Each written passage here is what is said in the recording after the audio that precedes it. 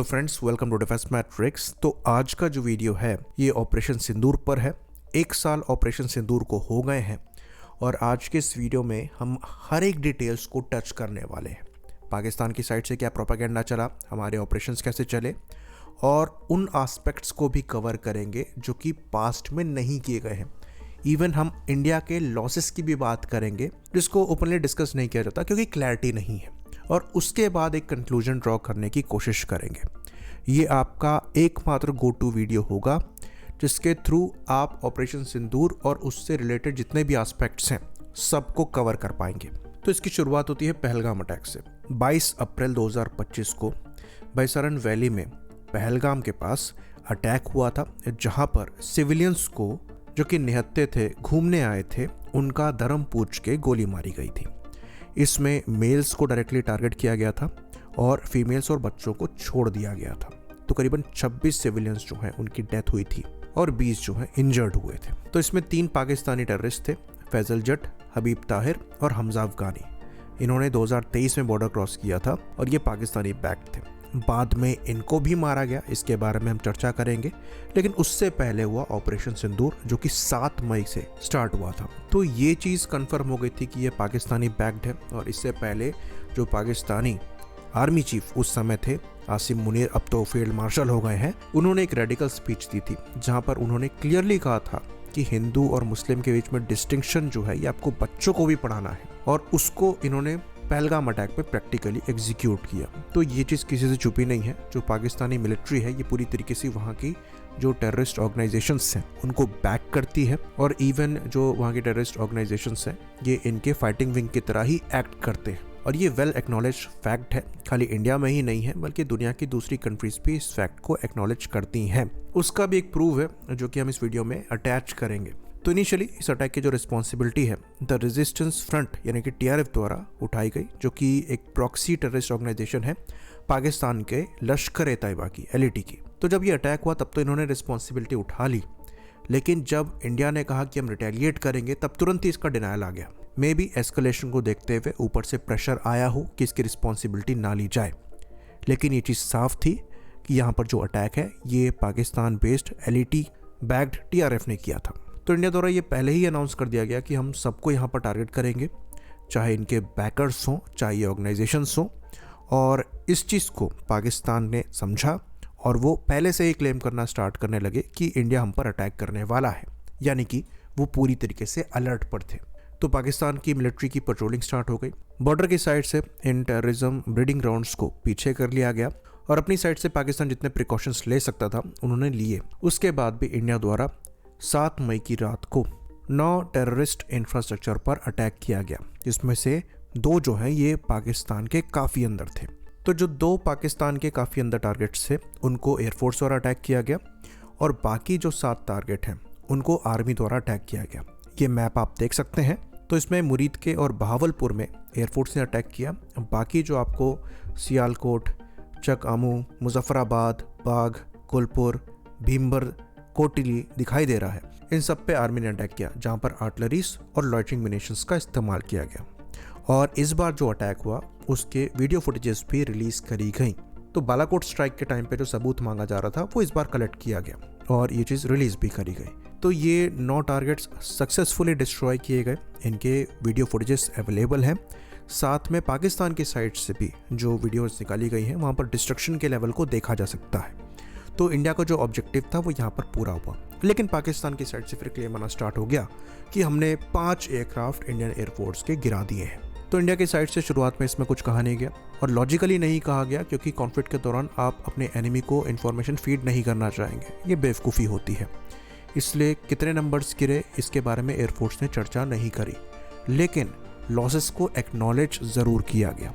Air force ने भी किया और CDS ने भी किया, लेकिन यहाँ पर पाकिस्तान के फिगर को वैलिडेशन नहीं दिया गया। बाकी जो ऑनलाइन फुटेजेस निकलकर सामने आई हैं, मिलिट्री एक्सपर्ट्स का एनालिसिस आया है, उससे ये चीज़ कही जा सकती है कि ऑलमोस्ट 3 के आसपास एयरक्राफ्ट इंडियन एयरफोर्स ने लूज़ किए हैं, जिसमें से एक रफाल है।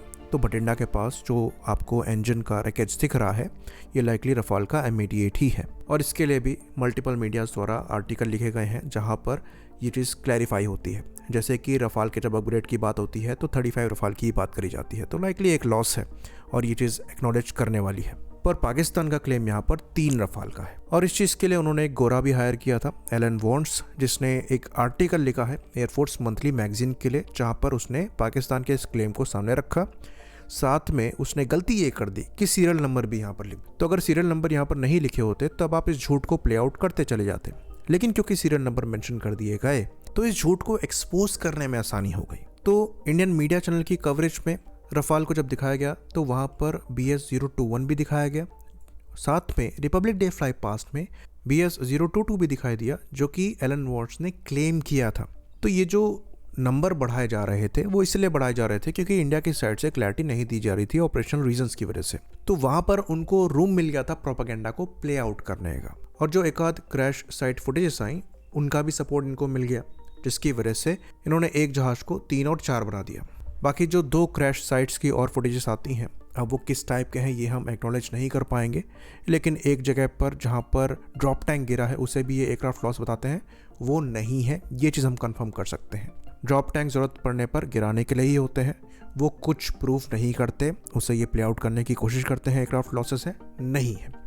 तो अगर हम यहाँ पर 3 एयरक्राफ्ट लॉस को मान कर भी चलें कि एयरफोर्स के 3 एयरक्राफ्ट गिरे हैं, तो अगर आप पूरे सिनेरियो को देखें जहाँ पर पाकिस्तान को पता है कि इंडिया अटैक करने वाला है, उनके पास एडवांस एयर डिफेंस सिस्टम्स भी हैं, एडवांस फाइटर एयरक्राफ्ट भी हैं क्योंकि उनको J-10 मिल गए थे, प्रॉपर एवैक्स कवर है और सब अलर्ट में है। उसके बाद भी इंडियन एयरफोर्स चाहती है अपना पेलोड गिराकर टारगेट डिस्ट्रॉय करती है, टारगेट का वीडियो बनाती है, और वापस आते समय अगर आप उनको टारगेट करते हुए 2-3 एयरक्राफ्ट गिरा भी देते हैं तो इसमें कुछ बड़ी बात नहीं है। ये एंटिसिपेट करके चला जाता है कि जब इस तरीके के मिशन को परफॉर्म किया जा रहा है तो लॉसेस हो सकते हैं, और एयरक्राफ्ट का गिरना कोई बड़ी बात नहीं होती है, ये चीज़ हम कई बार कह चुके हैं। बड़ी बात तब होती है अगर हमने पायलट लूज़ किए होते, जो कि नहीं था। ये चीज़ एयरफोर्स ने भी एक्नॉलेज करी है कि जितने भी पायलट्स इन्वॉल्व थे इस मिशन में सब के सब वापस घर पे आए हैं और सब सेफ है। तो ये बात हम बता दें कि पायलट लॉस इंडिया जैसी कंट्री तो नहीं छुपा सकती, एक डेमोक्रेटिक कंट्री है, यहाँ पर अगर कुछ नुकसान होता है तो एयरफोर्स को अपफ्रंट एक्नॉलेज करना पड़ता है। साइटेशंस के टाइम पर ही करना पड़ेगा, लेकिन आपको एक्नॉलेज करना पड़ेगा, क्योंकि अगर आप पॉलिटिकल पॉइंट ऑफ व्यू से भी देखें तो अपोजिशन मौके की तलाश में रहता है लीडरशिप की फेलियर को दिखाने के लिए, तो वो इस चीज़ को स्लिप नहीं करने देंगे। बाकी एयरफोर्स एज एन ऑर्गेनाइजेशन जिस तरीके से वहाँ पर ये चीज़ें छुपती नहीं है, वहाँ अपफ्रंट एक्नॉलेज करना ही पड़ता है। ये प्रीवियस वॉर्स में भी हमने देखा है। तो कोई भी ह्यूमन लॉस नहीं हुआ था, ये एयरफोर्स ने कहा है। एयरक्राफ्ट लॉसेस थे उनको भी डिनाई नहीं किया, एयरफोर्स ने क्लियरली कहा कि losses are part of conflict, जो कि एक्सपेक्ट किया जाता है। कोई भी लॉजिकल वॉर एनालिसिस करता है तो उसे पता है कि सामने वाली कंट्री कितनी भी वीक हो वो डैमेज इन्फ्लिक्ट कर सकती है। अभी यूएस और ईरान का जो कॉन्फ्लिक्ट चल रहा है वहाँ भी ये चीज़ हम देख रहे हैं कि यूएस की एयरफोर्स इतनी ज़्यादा एडवांस है, उसके बाद भी ईरानियन मिलिट्री उनके एयरक्राफ्ट को नुकसान पहुँचा पा रही है। तो पाकिस्तान उनके कंपैरिजन में काफ़ी स्ट्रांग है। तो जब ये मिशन प्लानिंग करी जा रही होगी तब भी ये चीज़ एंटिसिपेट करके चली जा रही होगी। और एक और चीज़ ऐड करने वाली है कि जब 7 मई को अटैक इंडिया द्वारा किया गया था तो वहाँ पर जानबूझ के कोशिश करी गई थी कि पाकिस्तानी मिलिट्री को टारगेट किए बिना जो टारगेट्स हैं उनको डिस्ट्रॉय किया जाए, जिसकी वजह से हम एक डिसएडवांटेज की पोजीशन में थे। और ये चीज़ करना बहुत ज़्यादा ज़रूरी था क्योंकि मैसेजिंग यहाँ पर इम्पॉर्टेंट है। पाकिस्तानी मिलिट्री को अटैक करके ये ऑपरेशन ज़्यादा आसानी से किया जा सकता था, लेकिन फिर मैसेज ये जाता कि इंडिया ने पाकिस्तान पर अटैक कर दिया है। यहाँ पर हमारा मैसेजिंग ये थी कि हमने आतंकियों को मारा है, वो हमारे टारगेट है। तो इससे पाकिस्तान हमारे ही ट्रैप में फंस गया क्योंकि उनको इन टारगेट्स पर हुए हमलों को अवेंज करना पड़ा। तो मैसेजिंग ये आए कि पाकिस्तान जो है इन आतंकियों को बैक कर रहा है। उसके बाद एक फ़ोटो भी निकल कर सामने आई जहां पर पाकिस्तानी मिलिट्री के जो जनरल्स हैं वो इन मरे हुए आतंकियों के जनाजे पर गए थे और वहां पर यूएन डेजिग्नेटेड आतंकी थे। और ये पिक्चर बहुत इंपॉर्टेंट थी क्योंकि ये पाकिस्तानी मिलिट्री को एक्सपोज कर रही थी कि ये डायरेक्टली इन आतंकियों के संपर्क में है और इनको बैक करते हैं। तो इंडिया का कोई भी एयरक्राफ्ट लूज ना होता अगर ये मैसेजिंग ना करनी होती, और ये चीज़ हम आपको अभी आगे प्रूव भी करेंगे। लेकिन ये मैसेजिंग करनी ज़रूरी थी। तो मशीन लॉस कोई बड़ी बात नहीं है, जैसा कि हमने बताया हमारे पास बहुत पैसा है, हम एयरक्राफ्ट खरीद सकते हैं और ख़रीद भी रहे हैं। बाकी एक और काफ़ी ज़्यादा इंटरेस्टिंग चीज़ यहाँ पर हुई, तो इंडिया में PL-15 मिसाइल्स मिली, जिसमें ऑलमोस्ट इंटैक्ट मिसाइल तक मिली और मल्टीपल मिसाइल्स ऐसे मिले, उनके पुर्जे मिले, जिसको जब मीडिया में चलाया गया तो पाकिस्तान की साइड से DGISP ऑफिशियली ये क्लेम करने लगा कि अरे ये तो स्कूल में बनाए हुए मॉडल्स हैं, और ये ऑफिशियली इनका क्लेम था। जिसके बाद जब चाइनीज स्पोक्स पर्सन से पूछा गया कि ये मिसाइल के बारे में वो क्या कहना चाहते हैं, तो उन्होंने कहा कि ये एक्सपोर्ट वारंटी हमने पाकिस्तान को दिए हैं। उन्होंने नहीं कहा कि ये मॉडल है, और वो इस चीज़ को एक्नॉलेज कर रहे थे कि ये ओरिजिनल मिसाइल्स हैं। तो ये चीज़ शोकेस करती है कि डेस्परेशन में पाकिस्तान ने मल्टीपल PL-15 फायर करी हैं, जिसमें से मल्टीपल अपने टारगेट्स को हिट नहीं कर पाए, इसलिए ऑलमोस्ट इंटैक्ट मिली है, जो कि इनके प्लेटफॉर्म के फेलियर रेट को दिखाता है इंस्टेड ऑफ सक्सेस रेट। और ये शोकेस भी करता है कि हमारे प्लेटफॉर्म्स इन मिसाइल्स को जैम करने में सक्षम रहे थे। हमारे रक्षा मंत्री द्वारा खुद ये कहा गया कि रफाल ने करिश्मा किया था, जहाँ पर स्पेक्ट्रा द्वारा इन मिसाइल्स को जैम भी किया गया है। ये फ्रेंच स्टडी में भी निकलकर सामने आया है। बाकी PL-15 को लेकर रफाल की जो थ्रेट लाइब्रेरी है ये अलग अपडेट हो गई है। तो जो गैप यहाँ पर इंफॉर्मेशन का रह गया था, जैसा कि हमने बताया, एयरफोर्स ने ऑपरेशनल रीजन की वजह से अपने लॉसेस को नहीं डिक्लेयर किया और पाकिस्तान अपने हिसाब से अपने नंबर्स बताता गया। इसका फ़ायदा चाइना ने ज़रूर उठा लिया। उन्होंने यहाँ पर अपने J-10 को प्रमोट करने के लिए ये कहना स्टार्ट कर दिया कि J-10 से ये रफाल शूट डाउन हुआ है, J-10 ने 5 एयरक्राफ्ट गिरा दिए हैं। इवन फुटेजेस आई जहाँ पर J-10 के साइड में किल मार्क्स तक लगाए गए, और पाकिस्तान और चाइना की साइड से ये प्रोपेगेंडा चलाया जाने लगा कि इंडोनेशिया अपने रफाल के ऑर्डर कैंसिल कर रहा है और J-10 की तरफ आगे बढ़ रहा है, जिसको बाद में इंडोनेशिया ने पूरी तरीके से डिनाई किया। फिर उसके बाद फ्रेंच इंटेलिजेंस की भी स्टडी आई थी, जहाँ पर ये चीज़ सामने आई कि चाइना द्वारा एक्टिवली पैसा देकर प्रोपेगेंडा रफाल के अगेंस्ट में चलाया जा रहा था J-10 की सेल को बढ़ाने के लिए।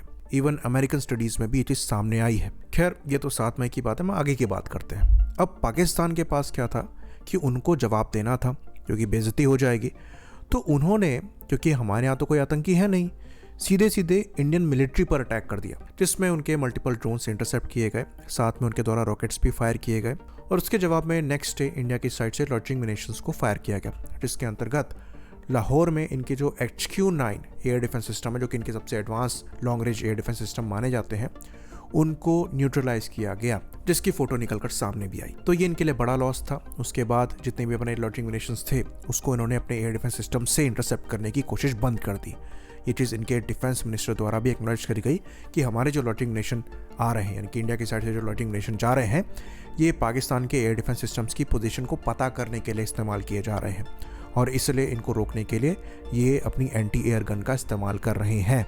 तो पाकिस्तान ने जब इंडियन मिलिट्री पर अटैक कर दिया, तो ये इंडियन ट्रैप में फंस गए, क्योंकि अब मिलिट्री पर अटैक था, तो अब मिलिट्री हमारी मिलिट्री को अटैक कर सकती थी। पूरा जस्टिफाइबल कॉज हमको मिल गया था। बाकी एक बड़ी गलती इन्होंने ये भी कर दी थी कि एक फतह रॉकेट इन्होंने दिल्ली की तरफ फायर किया, जिसको इंटरसेप्ट शीर्षा के ऊपर हमारे एयर डिफेंस सिस्टम ने कर लिया था। उसके बाद मामला पलट गया। फिर इंडियन एयरफोर्स ने अपनी स्ट्राइक स्टार्ट करी डेजिग्नेटेड टारगेट्स पर, जिसके अंतर्गत पाकिस्तान के इंपॉर्टेंट 11 एयर बेसिस पर मिसाइल फायर करी गई, जहां पर स्कैल्प, ब्रह्मोस और रैम्पेज जैसी मिसाइल्स को फायर किया गया। इनके 11 एयर बेसिस को अटैक किया गया, जिसकी वीडियो फुटेजेस वहाँ के सिटीजन्स ने भी बनाई, हमने भी सैटेलाइट इमेजेस दिखाई, जिसको पूरे दुनिया ने एक्नॉलेज किया कि ये बहुत ही प्रिसाइज अटैक्स थे, जिसमें डेजिग्नेटेड टारगेट्स को पूरी तरीके से डिस्ट्रॉय किया गया था। हमने इवन इनके इम्पॉर्टेंट एयर बेसिस जैसे कि बोलारी, सरगोदा और जकोबाबाद एयर बेसिस पर भी अटैक किया था। बाकी जो नूर खान एयरबेस पर अटैक हुआ वो तो एग्जाम्पल बना। तो इनके इंपॉर्टेंट हैंगर्स को हिट किया गया, रडार्स को हिट किया गया, इनके रनवेज को हिट किया गया, जिसमें इन्होंने खुद एक्नॉलेज किया कि इनका एक एवैक्स डिस्ट्रॉय हुआ है। बाद में जकोबाबाद एयरबेस में जो हैंगर हिट किया गया था उसमें F-16s थे, वो डिस्ट्रॉय हुए। तो इंडियन एयरफोर्स के अकाउंट से हमारे अटैक में करीबन 13 पाकिस्तानी एयरक्राफ्ट शूट हुए हैं, हवा में भी और ग्राउंड में भी। बाकी एक हरकुलिस के जलने की फेमस फुटेज जो है ये पब्लिकली अवेलेबल है। यहाँ पर इंडियन एयरफोर्स का ये भी क्लेम है कि एक इम्पॉर्टेंट एयरक्राफ्ट जो कि लाइकली एक एवैक्स है, 300+ किलोमीटर की रेंज में S-400 द्वारा शूट डाउन किया गया है। तो S-400 पाकिस्तान के लिए एक सर का दर्द बना। और जो इनका रफाल डिस्ट्रॉयर है सो कॉल्ड J-10, ये इन 2 दिन कहीं दिखाई नहीं दिया। कुछ फुटेजेस अवेलेबल हैं जहाँ पर ये दिख रहा है कि इन प्लेटफॉर्म्स को बचाने के लिए पाकिस्तान ने इनका जो मेन एयरबेस है वहाँ से हटाकर पीछे सरगोदा की तरफ प्लेस किया है, जहाँ पर बाद में अटैक हो जाता है। तो ये प्लेटफॉर्म वैसे पाकिस्तान के बेस मिन्हास कामरा में बेस्ड है, पर क्लियरली वीडियो फुटेज में आप देख सकते हैं ये सरगोदा पे लैंड होते हुए आपको दिखाई देंगे। तो पाकिस्तान को पता था कि उनके प्लेटफॉर्म्स जो हैं अगर बचाने हैं तो बॉर्डर के पास से हटाने पड़ेंगे, लेकिन उनको ये नहीं पता था कि इंडियन एयरफोर्स सरगोदा तक पहुंच जाएगी। तो सवाल ये उठता है कि इनका जो J-10 है, जो कि सो कॉल्ड रफाल डिस्ट्रॉयर है, ये तभी इतना खतरनाक क्यों बन जाता है जब इंडियन एयरफोर्स इनकी एयरफोर्स को अटैक नहीं कर रही थी, लेकिन जब एयरफोर्स इनकी एयरफोर्स के अगेंस्ट में आई तब ये भाग क्यों गया और तब इसने क्यों कोई एयरक्राफ्ट शूट नहीं किया। बाकी पाकिस्तान ने अपना ऑपरेशन बुनियानुल मरसूस चलाया, जिसके अंतर्गत इनकी साइड से जो फुटेज आई वो खाली फतेह रॉकेट्स को लॉन्च करने की आई। कहाँ पर अटैक हुआ है उसकी कोई फुटेजेस नहीं है। हाँ, कहीं पर इनके म्यूनिशंस गिरे हैं, कुछ इंटरसेप्ट हुए हैं, जो नहीं हुए हैं वो गिरे हैं, पर टारगेट पर कुछ नहीं गिरा है। इसलिए कोई भी सैटेलाइट इमेज जो है ये पाकिस्तान ने प्रोवाइड नहीं कराई। इवन पाकिस्तान की साइड से ऑफिशियली ये क्लेम था कि उन्होंने S-400 को टारगेट किया है। ये चीज़ हम फिर से क्लियर कर दें, उन्होंने टारगेट कहा है, डिस्ट्रॉय नहीं कहा था। और उसके बाद हमारे प्राइम मिनिस्टर ने खुद जाके फैक्ट चेक कर दिया।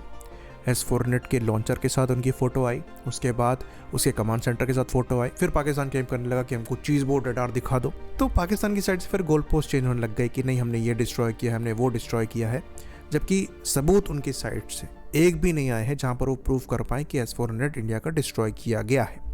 उसके बाद जो ये बेसिस पर अटैक की बात करते हैं, उसके सैटेलाइट इमेजेस जो है उस समय तो उन्होंने प्रोवाइड नहीं कराई, लेकिन जब गूगल इमेज अपडेट हुई तो उन्होंने इस इमेजेस को उठाकर जहाँ पर कंस्ट्रक्शन वर्क चल रहा है या जहाँ पर बारिश में काई लग गई है उसको ये दिखाना स्टार्ट कर दिया कि ये यहाँ पर अटैक हुआ है।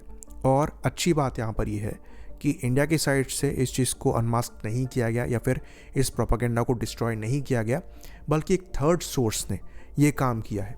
तो ट्विटर पर एक फेमस अकाउंट है डेमन साइमन का, जिनके पास लेटेस्ट सैटेलाइट इमेजेस का एक्सेस है।